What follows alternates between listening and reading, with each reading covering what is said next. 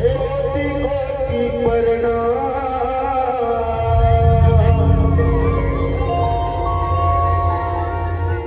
के गुरु दिल बहुते बंदगी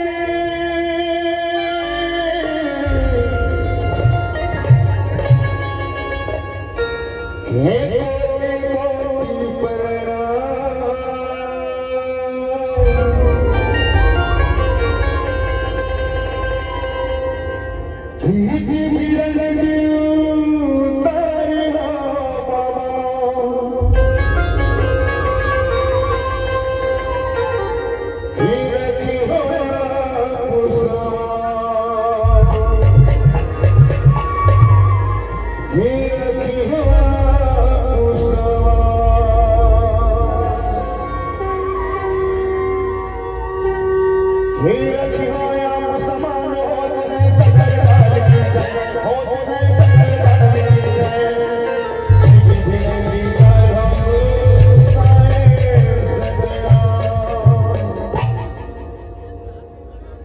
सबसे पहले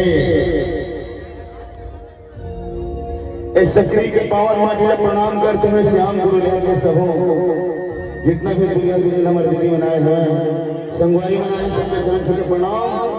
एक बार तो हंसदास बाबा के जयकारा के साथ ताली कहा करेंगे बोलो घासीदास बाबा की।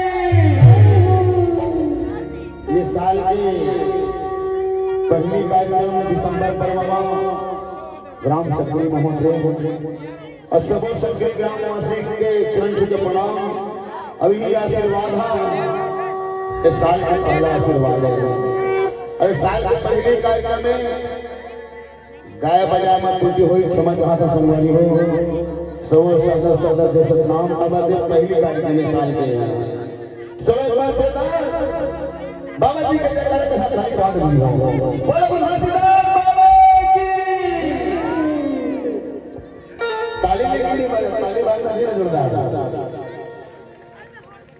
दिया जले हो साहेब दिया जले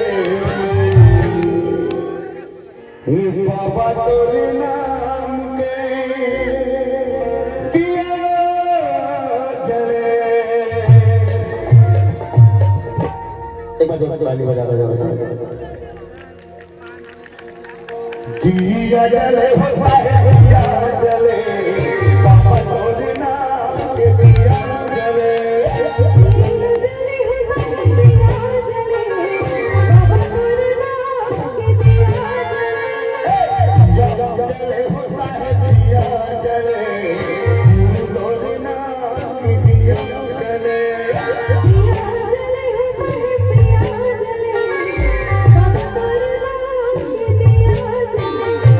गुरु